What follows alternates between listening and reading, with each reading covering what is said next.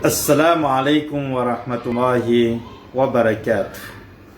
Ripino hajaina. Amin'ity androany ity inshallah tsika dia iresaka mahakasika ny nofy. Nofy dia mizara anankiroa.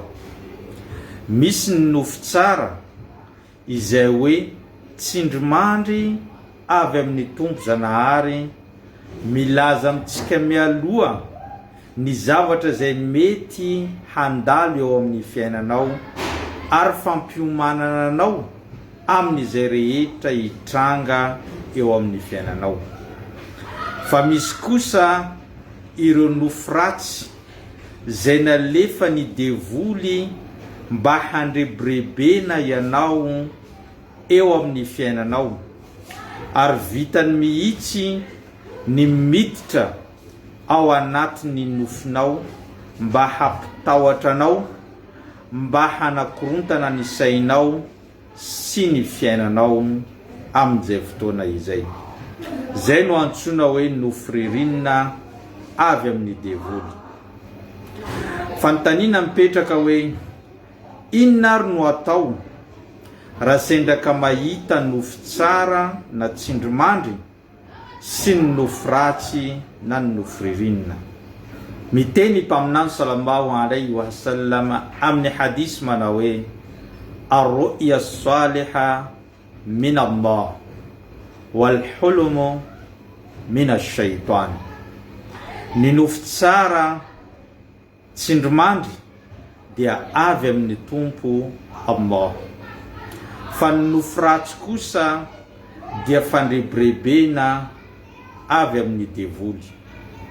Karaha mahita nofy tsara ianao eo amin'ny fiainanao, tianao izany nofy izany, dia ny zavatra voalohany ataonao mankasitraka ny tompo Zanahary amin'ny alalan'ny fitenenanao hoe alhamdulillah.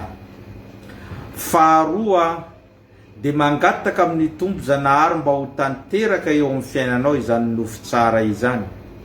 Ary ny fahatelo dia tantarao amin'ireo olona akaiky anao sy olona atokisanao ary ireo olona mankaty anao.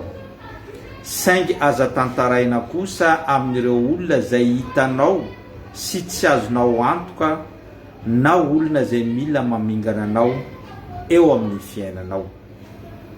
Fa raha mahita nofy ratsy kosa ianao dia ny zavatra voalohany ataonao dia mitady fiarovana amin'ny tompo Zanahary amin'ny alalan'ny fitenenana hoe a'udhu billahi minash shaitani rrajim. Faharoa dia mangataka amin'ny tompo Zanahary mba tsy ho tanteraka eo amin'ny fiainanao izany nofy ratsy izany. Ary ny fahatelo, rehefa anao nahita an'izany nofy ratsy zany dia tsofy na mandrora amin'ny ilany akavia ianao amin'izay fotoana zay. Rehefa aveo tsy azonao tantaraina aman'olona izany nofy zany satria ny arakaraka ny tantaranao azy any amin'ny hafa no ahatanteraka azy. Ary farany, rehefa manofy ratsy ianao amin'ny alina dia aoka anao ivadika amina position zay natorinao. Raha ny ilany agosy ankavia no nitendrenao tamin'ny anao natoroka na nofy ratsy dia mivadika ny ilany avanana rehefa matory. Zany hoe mivady mandry ianao rehefa nahita an'izay nofy zay ary azadiny no miteny a'udhu billahi minash shaitani rrajim ary mandrora na ihany koa mitsoka amin'ny ilany avia ary aza tantaraina amin'ny olona. Fa izany rehetra zany dia nampianary ny mpaminany sallallahu alayhi wa sallama amin'ny hadisy izay voalazantsika teo zay. Zay no fampatsahivantsika tamin'ity androany ity. Abonneo, partageo, asivo j'aime fa mbola maro ireo zavatra zay hozaraintsika eto. Wassalamu alaikum wa rahmatullahi wa barakatuh.